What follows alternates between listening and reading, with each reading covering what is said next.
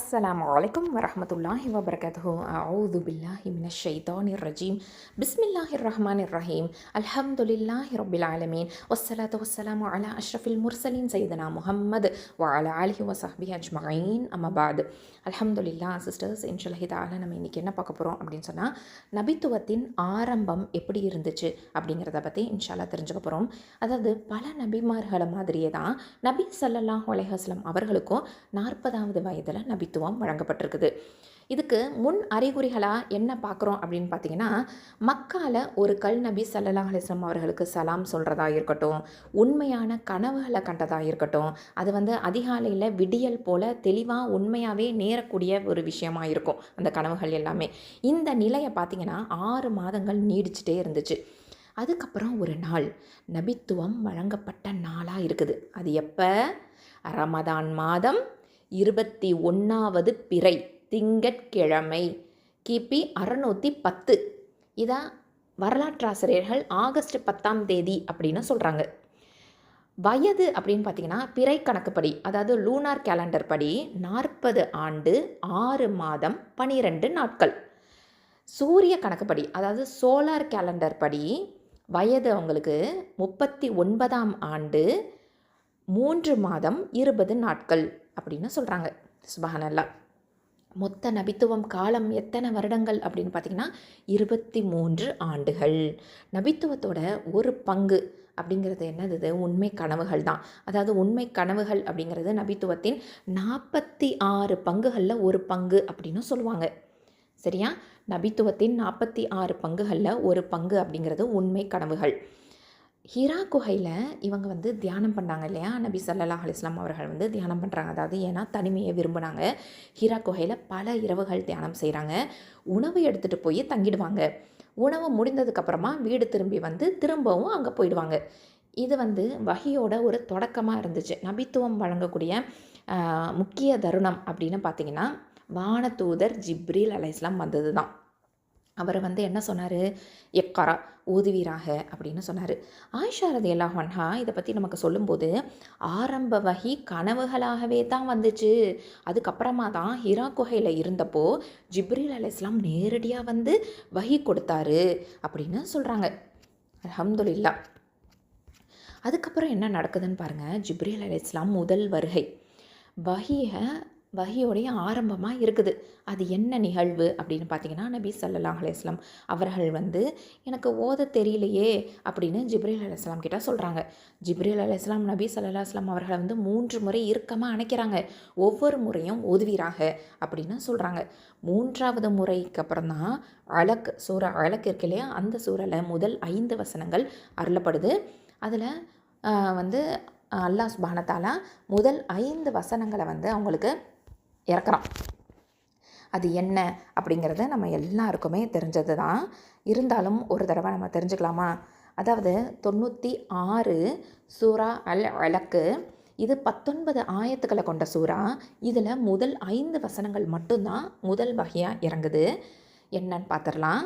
பிஸ்மில்லாஹிர் ரஹ்மானிர் ரஹீம். இக்ரா பிஸ்மி ரப்பிக்கல்லதீ ஹலக். யாவற்றையும் படைத்த உம்முடைய இறைவனின் திருநாமத்தை கொண்டு ஓதுவீராக. ஹலக்கல் இன்சான மின் அலக். அலக் என்ற நிலையிலிருந்து மனிதனை படைத்தான். இக்ரா வ ரப்புக்கல் அக்ரம். ஓதுவீராக, உம் இறைவன் மாபெரும் கொடையாளி. அல்லதி அல்லம பில் கலம். அவனே எழுதுகோலை கொண்டு கற்றுக் கொடுத்தான். அல்லமல் இன்சான மா லம் யஅலம். மனிதனுக்கு அவன் அறியாதவற்றையெல்லாம் கற்றுக் கொடுத்தான் அப்படின்னு இந்த சூறாவை முதல் 5 வசனங்கள் இறக்கப்படுது. அதுக்கப்புறமா வஹிக்கு பிற்பாடு என்ன நடக்குது அப்படின்னு பாருங்கள். வசனங்கள் அருளப்பட்ட உடனே நபி ஸல்லல்லாஹு அலைஹி வஸல்லம் அவர்களுக்கு உடலில் நடுக்கம் ஏற்படுறது. அவங்க என்ன பண்ணுறாங்க? தன்னுடைய மனைவி ஹதீஜா ரலியல்லாஹு அன்ஹா கிட்ட போகிறாங்க. பாருங்களேன், ஒரு மனிதன் அமைதியை தேடி எங்கே போகிறாங்க? நிம்மதி, அமைதி, பீஸ்ஃபுல்னஸ், இதை தேடி ஒரு மனிதன் எங்கே ஓடுறாங்க அப்படின்னு பார்த்திங்கன்னா, மனைவி கிட்ட, வீட்டுக்கு தான் போகிறாங்க. சுப்ஹானல்லாஹ். அப்போது ஹதீஜா ரலியல்லாஹு அன்ஹா கிட்ட போய் என்னை போர்த்துங்க ஜம்மிலூனி அப்படின்னு சொல்கிறாங்க. ஹதீஜா ரலியல்லாஹு அன்ஹா அவர்கள் நபி ஸல்லல்லாஹு அலைஹி வஸல்லம் அவர்களை போர்த்தி நம்பிக்கையூட்டுறாங்க. ஹதிஜா ரலியல்லாஹு அன்ஹா அவர்கள் வந்து ஆறுதல் வார்த்தைகளை சொல்கிறாங்க.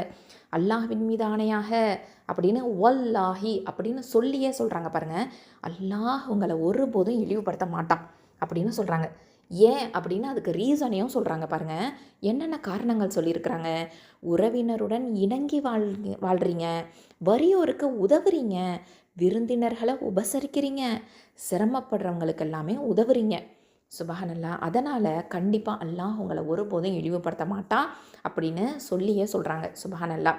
இப்பேற்பட்ட நம்பிக்கைக்குரிய வார்த்தைகள், பாசிட்டிவ் வேர்ட்ஸ் பாருங்கள். அல்ஹம்துலில்லாஹ்.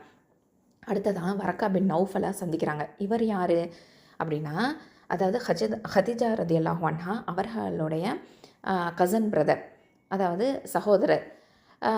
இவர்கிட்ட வந்து அழைச்சிட்டு போகிறாங்க.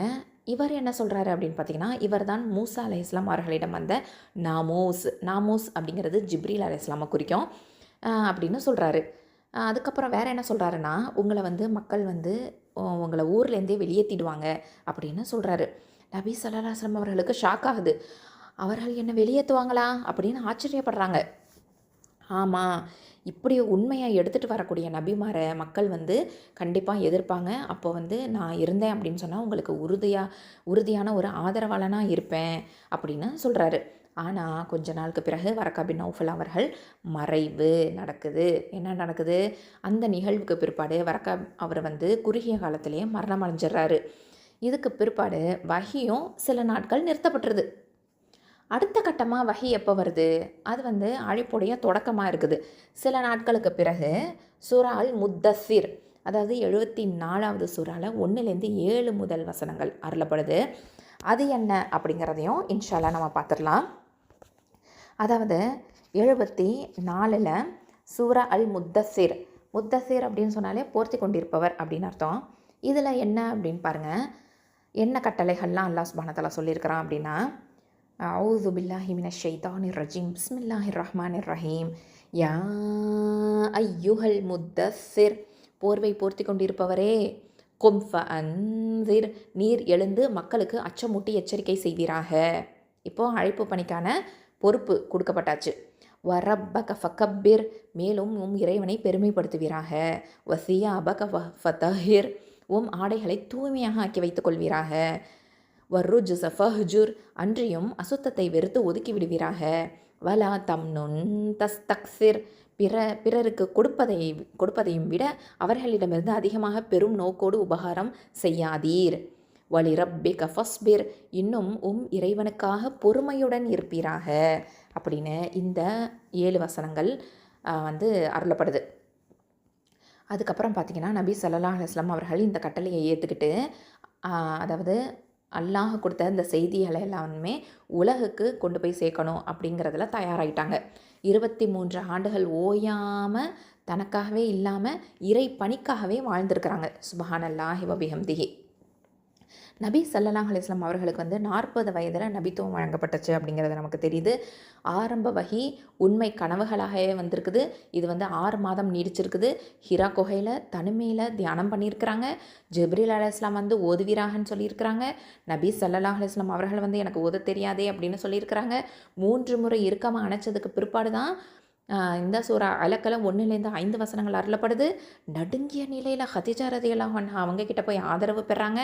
ஹதிஜா ரலியல்லாஹு அன்ஹா என்ன சொன்னாங்க? அல்லாஹ் உங்களை ஒருபோதும் இழிவுபடுத்த மாட்டான் அப்படின்னு ஆறுதல் சொன்னாங்க. அதுக்கப்புறமா வரக்கா பின் நௌஃபல் அவங்கக்கிட்ட அழைச்சிட்டு போகிறாங்க. வரக்கா என்ன சொன்னார்? இவர் தான் மூசாவுக்கு வந்த நாமூஸ் ஜிப்ரீல் அப்படின்னு உறுதிப்படுத்துகிறாரு. மக்கள் வந்து எதிர்த்து வெளியேற்றுவாங்க அப்படின்னு எதிர்மறையான வார்த்தைகள், நெகட்டிவ் வேர்ட்ஸை கூட சொல்கிறாரு.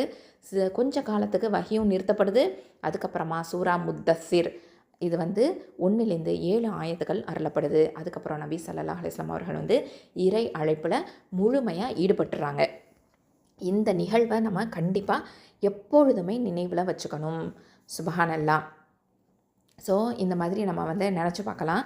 இப்படிப்பட்ட ஒரு நிலை தான், நிகழ்வு தான் நடந்திருக்குது அப்படின்னு சொல்லிட்டு.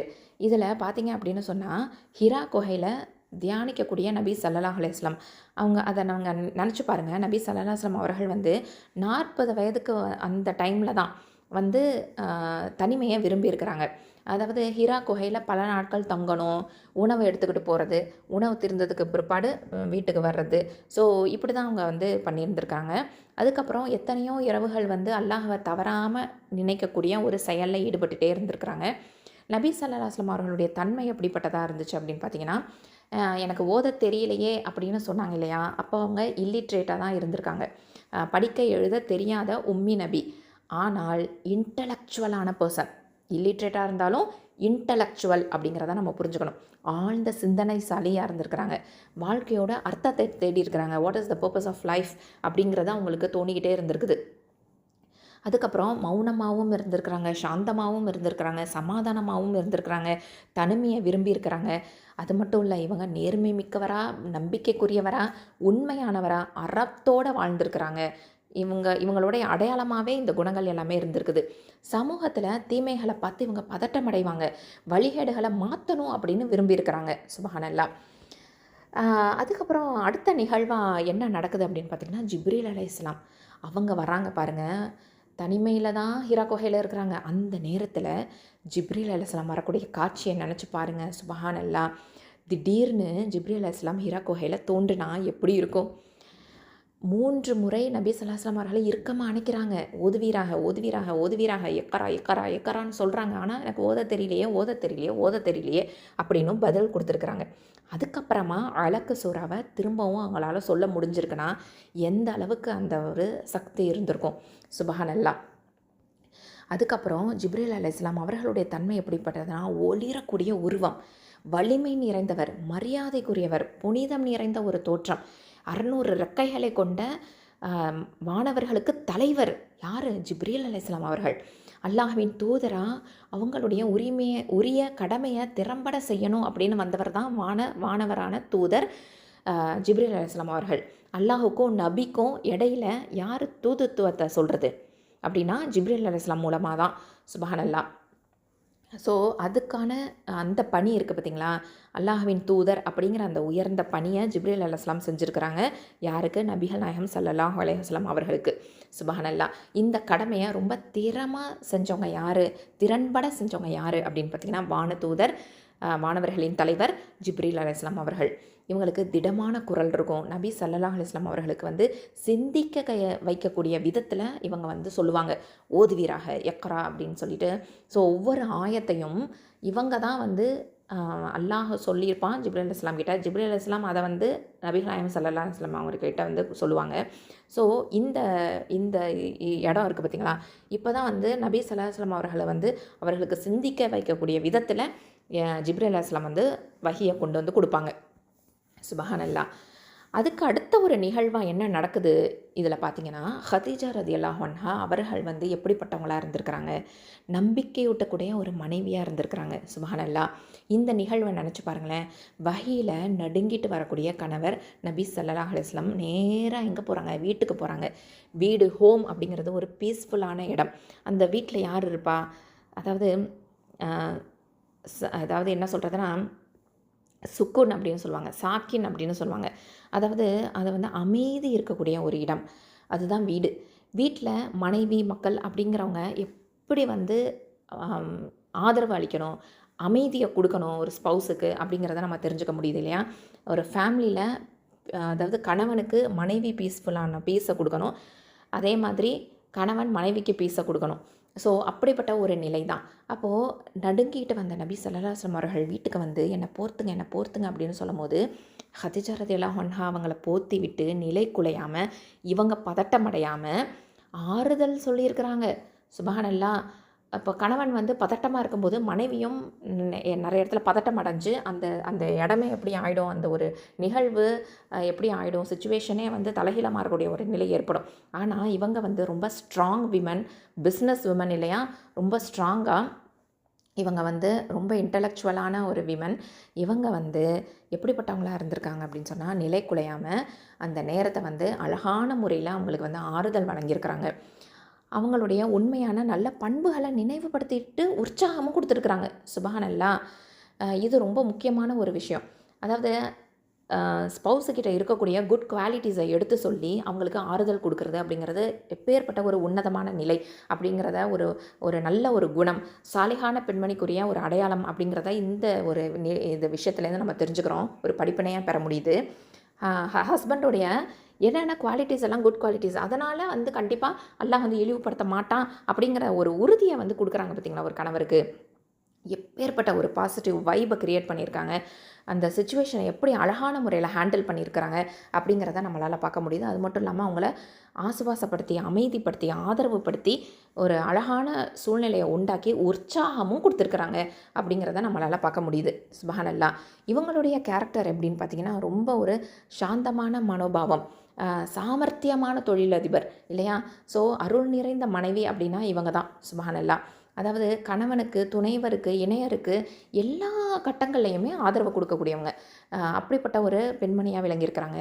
நம்பிக்கையை ஊட்டக்கூடிய ஒரு பெண்மணி, எதிர்மறையாக துடைக்கக்கூடிய ஒரு சக்தி வாய்ந்த பெண்மணி அப்படின்னு சொல்லலாம்.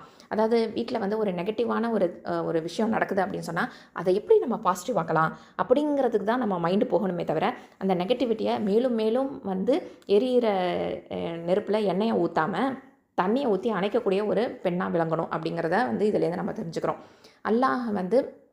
அல்லாஹ் மேலே முழுமையான ஈமான் இவங்களுக்கு இருந்திருக்கு அப்படிங்கிறதையும் இந்த ஒரு நிகழ்வு வெளிக்காமிக்குது. சுப்ஹானல்லாஹ். ஏன்னா வல்லாஹி அப்படின்னு சொல்லி தான் சொல்கிறாங்க, அல்லாஹ் மீது சத்தியமாக அப்படின்னு சொல்லி தான் ஆரம்பிப்பாங்க. சுப்ஹானல்லாஹ். ஸோ இப்படிப்பட்ட ஒரு சூழ்நிலையை நம்ம பார்க்குறோம். அதுக்கப்புறமா வரக்கா பின் நௌஃபல் அப்படிங்கிற அந்த அறிஞரை பற்றி நம்ம தெரிஞ்சுக்கணும். இவர் ஹதீஜா ரலியல்லாஹு அன்ஹா அவங்களுடைய கசன் பிரதர். இவர்கிட்ட அழைச்சிட்டு போகிறாங்க இல்லையா. நபி ஸல்லல்லாஹு அலைஹி வஸல்லம் அவர்களை பார்த்த உடனே அவர் சொல்கிறாரு, இவர் தான் மூசாவுக்கு நாமோஸ் ஜிப்ரீலு, உங்களை உங்கள் மக்கள் வெளியேற்றிடுவாங்க அப்படின்லாம் சொல்கிறாரு. ஸோ இவருடைய கேரக்டர் எப்படின்னு பார்த்தீங்கன்னா, இவர் மூத்த அறிஞர், ஹீப்ரு மொழி அதாவது இப்ரானி அப்படின்னு சொல்லுவாங்க, அதை தெரிஞ்சவராக இருந்திருக்கிறாரு.